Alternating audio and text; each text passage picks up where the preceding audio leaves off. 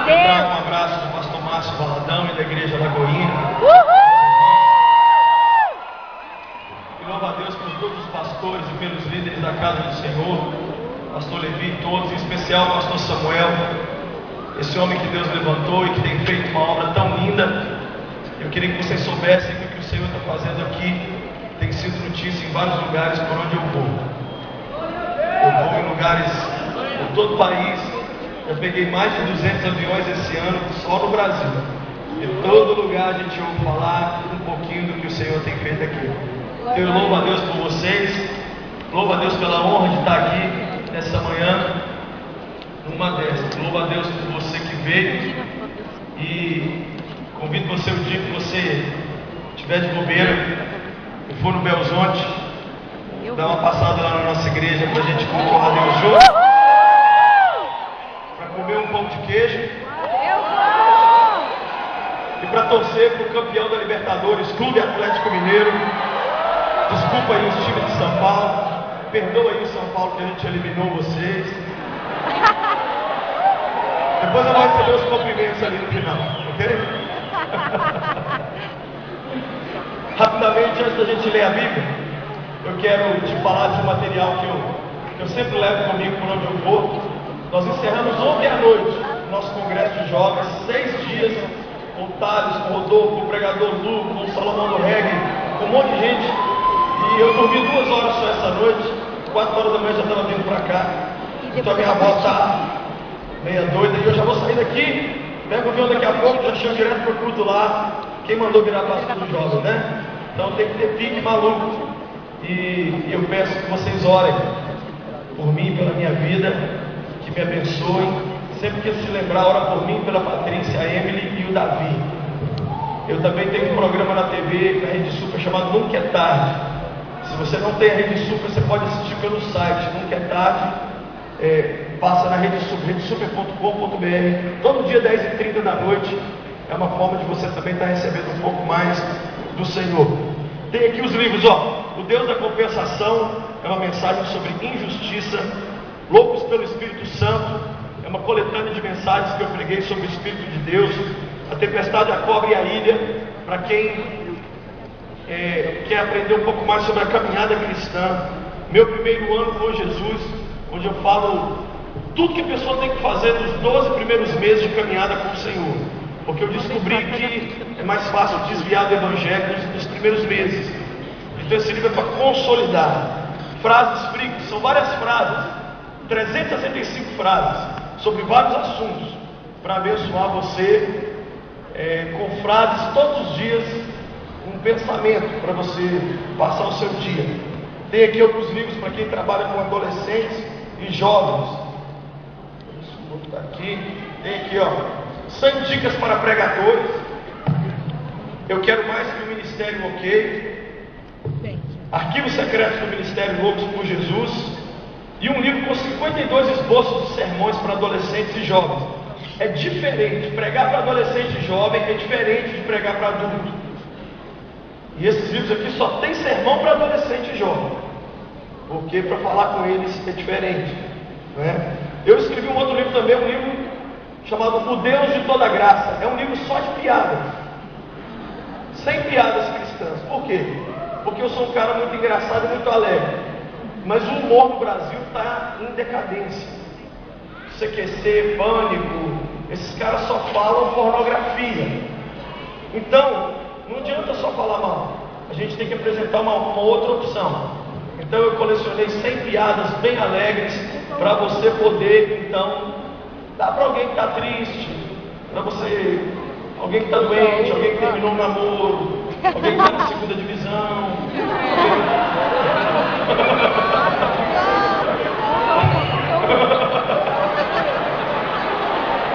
Alguém está quase caindo, professor. Amém. Manual de Loucuras por Jesus. São 365 ideias para quem quer fazer loucura por Jesus o ano todo. Tem algum louco por Jesus aqui de verdade? Deixa eu ver. Então esse livro aqui eu sugiro um monte de loucuras para você fazer por Deus. Tem essa dobradinha aqui, Manual de Sobrevivência para Pais e Manual de Sobrevivência para o Jovem Cristão. Tudo que os pais precisam saber e tudo que os filhos precisam saber sobre tudo: masturbação, pornografia, sexo, suicídio, namoro, internet, igreja, solidão, crack, depressão, tatuagem, piercing, futebol. Eu coloquei as respostas todas aqui que jovem está me fazendo há 20 anos, 22 anos que eu trabalho com jovem. Aí eu cansei de ficar respondendo e-mail, eu coloquei tudo aqui para o pessoal me dar paz. Tem o meu livro de oração, Loucos por Jesus de Joelhos. Oração não é uma bênção, é uma questão de vida ou morte. Orou, você conta com Deus. Não orou, tem que contar com a sorte. E eu odeio a sorte. Eu nunca tive sorte na vida. Uma vez eu fui fazer uma rifa de uma bicicleta, 20 números, eu comprei 12 e não ganhei. É Satanás, velho. Então o que eu fiz? Eu cancelei a sorte. Eu agora conto com Jesus. Eu levanto de manhã e frito na oração. Aí eu sei que meu dia vai prestar. Se você não orar, não espere coisas boas. E se vier, não agradeça a Deus, porque foi sem querer. Ok? Oração é simples assim. Orou, seu casamento fica de pé. Não orou, fica amigo de um advogado. Orou, sua empresa pode ser que preste. Não orou, fica amigo do contador. Orou, seu ministério vai para frente. Não orou, fica de olho no G1, que vai aparecer buscando qualquer hora com o seu nome. Simples assim. O dia que você entrar na cabeça da gente, a gente para com essa palhaçada de ficar o dia inteiro no Facebook. Glória a Deus!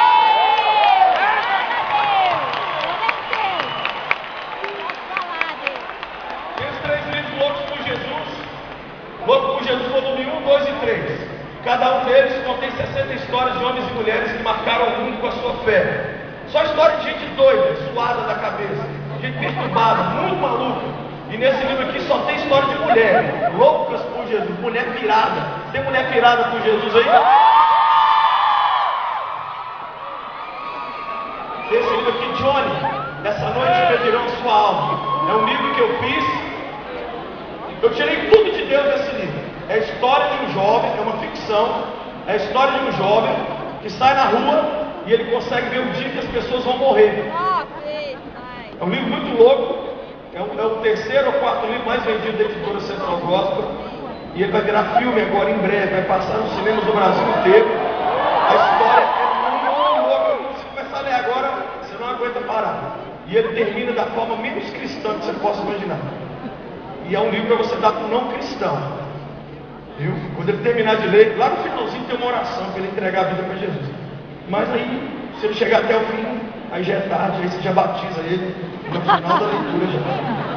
Tem um livro que eu fiz para crianças, que eu sou casado há 19 anos, sou pai de 2 adolescentes gigantes. Então, Louquinhos por Jesus. São 31 histórias de crianças que marcaram o mundo. É para você dar para os seus filhos, netos, sobrinhos, e eles vão ler uma história por dia, e no final de um mês eles vão estar bem mais loucos pelo Senhor. E o último livro, que eu não sei nem porque eu trouxe aqui em São Paulo, mas eu trouxe mesmo, chama Saindo do Armário. Saindo do Armário. O que é esse livro aqui? São 11 histórias. Deixa eu falar, poxa. São 11 histórias de jovens que nós ajudamos a tirar de uma vida de homossexualidade. 6 moças e 5 rapazes, todos dentro da igreja. Então eu pedi que eles escrevessem as suas histórias e me enviassem.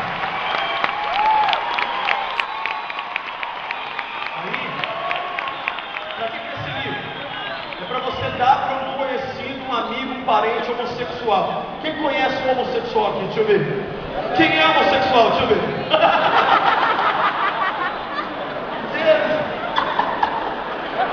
Que medo! Teve gente que abaixou a mão assim. Você ainda está pensando, né, filho? Nessa manhã você vai mudar de vida. Esse livro aqui é para você dar para alguém. E é também para os pais, pastores e educadores. Por quê? Eu fiz questão que as 11 histórias fossem de filho de pastor, líder de coral, líder de louvor, líder de tudo da igreja. É só líder. Não coloquei nenhum goleiro Bruno aqui não. Só coloquei apóstolo Paulo. Só gente acima de qualquer suspeito. Você tem que entender uma coisa: quem entra no caminho da homossexualidade, da droga, é só gente boa. Só gente boa. Pastor, meu filho é gay, como assim ele é gente boa? Mas é assim mesmo que acontece. E nós temos que trabalhar com esse assunto que é tão sério. E por fim tem aqui as camisetas. Ó, eu tô aqui, ó. Tem um louco orando por você. Tem uma louca orando por você. Tem essa daqui. Eu levo essas camisetas, eu não gosto de vender camisa, mas serve para você passar a raiva. Onde você vai, as pessoas ficam te fazendo perguntas. Olha aqui, ó, Jesus Freak. O que significa Jesus Freak? Significa Jesus Freak mesmo. Isso aqui é um palavrão. Foi criado na década de 60 na Califórnia para xingar os crentes muito radicais. Significa os perturbados, os esquisitos, as aberrações de Jesus. Os trem que a sociedade não gosta. E no início os crentes não gostavam de ser chamado de Jesus Freak. Hoje, ser chamado de Jesus Freak é uma coisa fantástica. E é uma camisa evangelística. Você para no ponto de ônibus com essa camisa assim. O povo brasileiro não sabe falar português direito, mas é metido a falar inglês, né? Aí eles vão ver Jesus, mas não vão saber o que é freak. Aí eu vou chegar em você: ô moça, dá licença. Jesus o quê? Aí quando falar de Jesus o quê, você já leva o envelope de dízimo, já batiza, já faz tudo lá. Está no ponto mesmo de ônibus, que é para não perder esse tempo. Tem essa camisa aqui, ó: com Jesus eu venço até o Chuck Norris.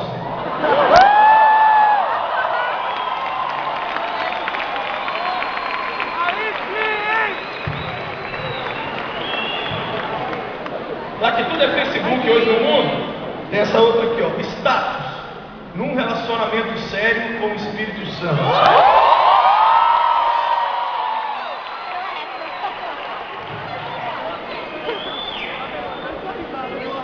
Tem essa outra aqui, ó: exagerado, jogado aos seus pés. Exagerado, jogado aos teus pés, Jesus. Eu sou mesmo exagerado.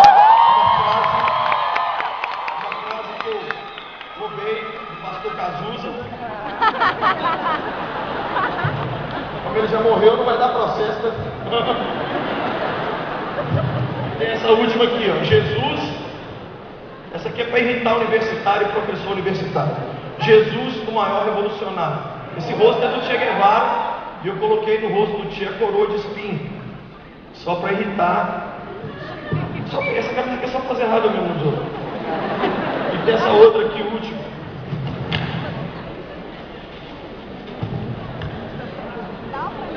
Essa aqui é para fazer raiva, é só para quem não sabe inglês ficar com raiva. It's not about you, it's all about Jesus. A tradução mais certa seria: você não tem nada a ver com nada, Jesus é o centro de tudo. No final você pode passar lá e pode adquirir isso aí.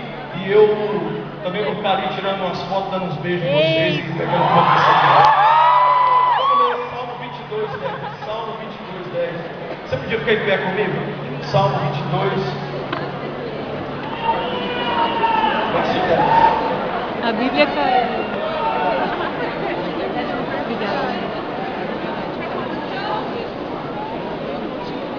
Quem ama a Bíblia aqui? Quem ama a Bíblia aqui, poxa? E se o seu nome fosse para lama por causa da Bíblia?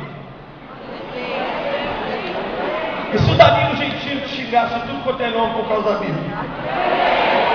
E se o padre Marcelo Rossi desse uma entrevista para o G1 dizendo que é um absurdo você cheirar a Bíblia? E se o Luciano Huck ficasse bravo com você porque você ama a sua Bíblia?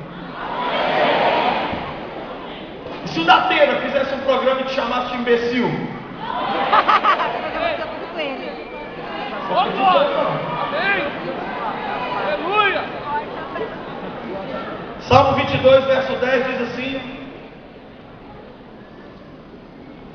desde que eu nasci, fui entregue a ti. Desde o ventre da minha mãe, és o meu Deus.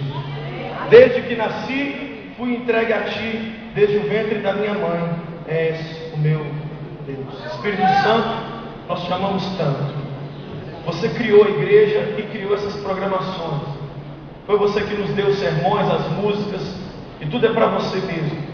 Ajuda-nos a glorificar o nome de Jesus. Que não haja distração, nada que tire o que o Senhor quer fazer conosco.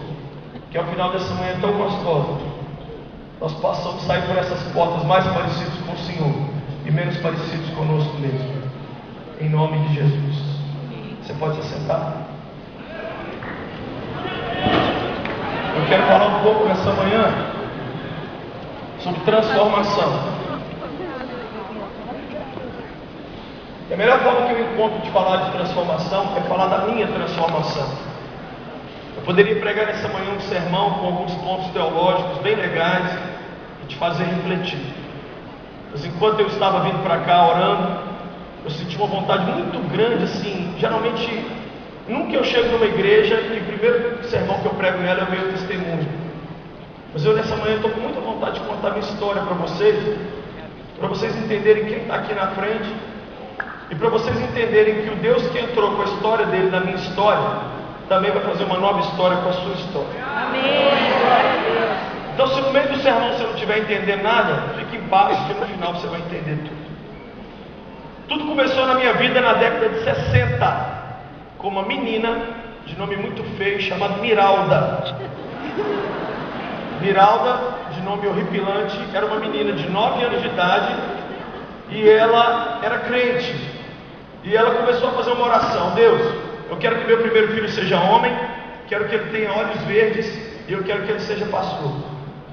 Com 10 anos de idade ela falou: Deus, eu quero que meu primeiro filho seja homem, eu quero que ele tenha olhos verdes, e eu quero que ele seja pastor. Com 11 anos ela falou: Jesus, anota um negócio aí para mim. Eu quero que meu primeiro filho seja muito homem, com olho muito verde e muito pastor.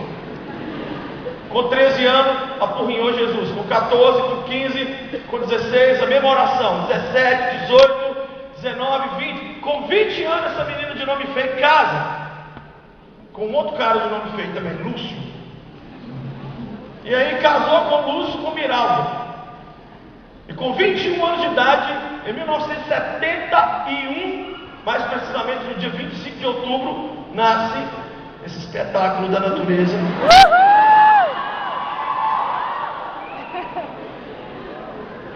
Saí da barriga da minha mãe, foi cesariana. Minha mãe não tinha feito ultrassom para saber se era menino ou menina. Na hora que me tirou da barriga, o médico falou: é menino. A minha mãe: ai, doutor, traz ele aqui para eu ver o olho dele. Quando chegou e olhou meus olhos, 2 olhos verdes: tem olho verde, doutor. Vai ser pastor. Aí ele falou assim: minha senhora, se eu não fechar a senhora, ele vai ser órfão. Deixa eu fechar ele, depois a senhora fala negócio de pastor, de olho verde. Aí o médico foi lá, costurou minha mãe. E o que tem de tão louco nisso? É que você nessa manhã está usufruindo da resposta da oração de uma mulher que você nunca conheceu. Essa mulher nunca viu o filho dela pregar um sermão. Essa mulher não viu o filho dela ir para o seminário e fazer bacharel em teologia, depois fazer mestrado em teologia e agora doutorado. Ela nunca viu. Ela não viu o filho dela organizar evento no Mineirinho para 20 mil jovens, não me viu escrever livro, pregar na TV, não viu nada. O que quer dizer isso? Oração é um negócio tão coice de jegue, que você ora e morre, e a sua oração ainda fica aqui nessa terra, e Deus tem um compromisso com aquilo que você orar, e o que você orar vai acontecer.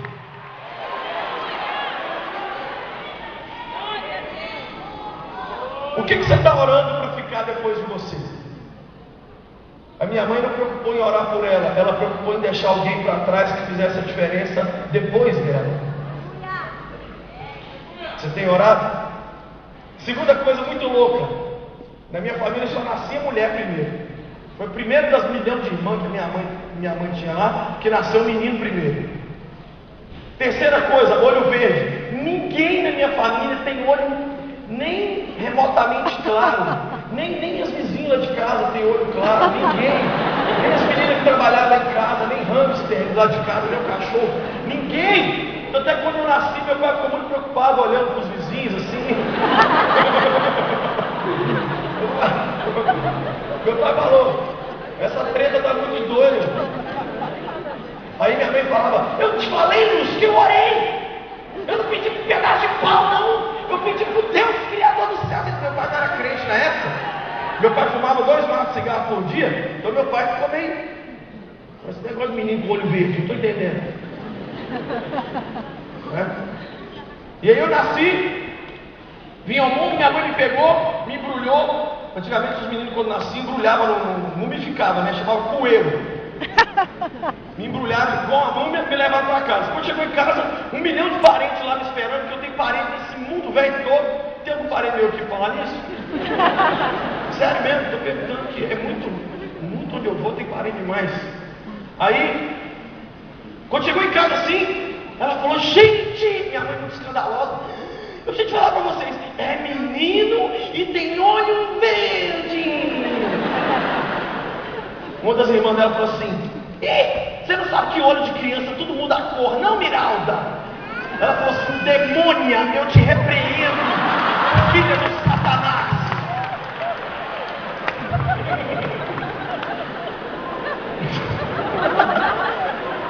Eu tenho mais medo do Anderson Silva que da minha mãe, velho. Minha mãe, muito brava. Aí a minha tia saiu chorando pra lá, minha mãe saiu chorando pra lá. 2 minutos depois estava abraçada também. Que lá em casa briga e perdoa instantaneamente, igual miojo, né? E eu nasci nessa família, muito simples. Não tinha muita coisa, mas não faltava nada, mas não sobrava nada. Por exemplo, meu tênis era quichute. Quem usou quichute? O único tênis que já veio com chulé de pavo, né? Comia carne 1 ou 2 vezes por semana. Era o zoiudo mesmo que a gente comia. Material escolar simples, uniforme, tudo simples. Mas de vez em quando eu via meu pai e minha mãe chorando lá porque as contas atrasavam. Família muito simples. E nós mudamos então para o interior de Minas. Aí nasceu minhas 2 irmãs. E desde que eu nasci, desde que eu lembro que eu pisei na terra, eu sempre fui um cara doente, cheio de doença. Pensa uma doença. Agora pensa a variação perigosa dela. Eu tive as 2. Pensa uma outra. Também tive. Eu era tão doente que eu chegava no hospital com 10, 11, 12 anos de idade, e eu já dizia para o médico o que ele ia fazer de procedimento em mim. Eu dizia quantos miligramas de que ele ia, de verdade. Do médico ficar surpreso e falar com meu pai: como pode esse menino saber? Mas minha vida era isso. Eu não sabia outra coisa. Eu vivia doente. Meu sonho sacou era jogar futebol. Eu não consegui jogar bola. Vivia doente.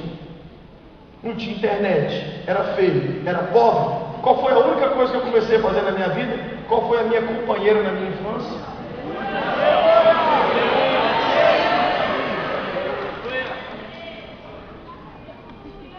E eu ali vivia enfermo. Vivia doente. Vivia doente. E com 11 anos de idade, eu fui levado na igreja pela minha mãe. Chego na igreja, o pastor prega, eu vou na frente e aceito Jesus. 21 de abril de 1982. Eu achei que estava vindo um monte de gente para frente. Quando eu fui lá na frente, eu olhei, fui só eu. Jesus fez uma sonoplastia no meu ouvido, me enganou e eu sobrei sozinho. Aceitei Jesus naquele dia. Mas não parei de ficar doente, continuei doente. Entreguei minha vida para Deus. Com 12 anos de idade, estava lendo a minha vida dentro de casa, que era a única coisa que eu podia fazer, porque vivia gripado, doente, com pneumonia, cachumba, câncer, catapora, não tinha nada para fazer. Vou pegar uma pneumonia ali. Doente. No verão eu de cachecol. Sabe o que era meu sonho na escola? Fazer educação física. Nunca tomei uma recuperação, nunca perdi uma média, mas eu não podia fazer educação física. Mas com 12 anos de idade, eu lendo a minha Bíblia, eu li Atos 13:47. Assim te ordena o Senhor: eu te escolhi para ser luz para os povos, para que leve o meu nome até os confins da terra. Quando eu li esse verso, o Espírito Santo falou comigo bem calmo assim: sim, estou te separando para o ministério. Não quero que você seja empresário, não quero que você seja jogador de futebol. Apesar da sua grande beleza, não quero que você seja modelo. Você vai ser pastor. Eu lembro que eu estava na cama, assim, eu ajeitei o corpo e bati continência, falei: demorou. E continuei lendo a Bíblia. Não vi o apóstolo Paulo, no Tales não materializou na minha frente, não fiquei chupando cama, subiando, rodando, falando em língua, nada, não arrepiei nada. Deus falou no meu coração, e dos 12 anos de idade para cá, todos os dias, eu sou lembrado por Deus que o único motivo que justifica eu continuar respirando é para cumprir o chamado para o qual um dia Ele me chamou. E se eu cismar de sair desse chamado, está na hora de eu ir embora. Fica uma pergunta para você, fofura, aqui nessa manhã. Você está vivendo para quê, hein, caramba? Sabe como é que o não cristão vive? Ele levanta de manhã, você pergunta para ele assim: e aí, velho? Ele fala assim: está correndo atrás. Última coisa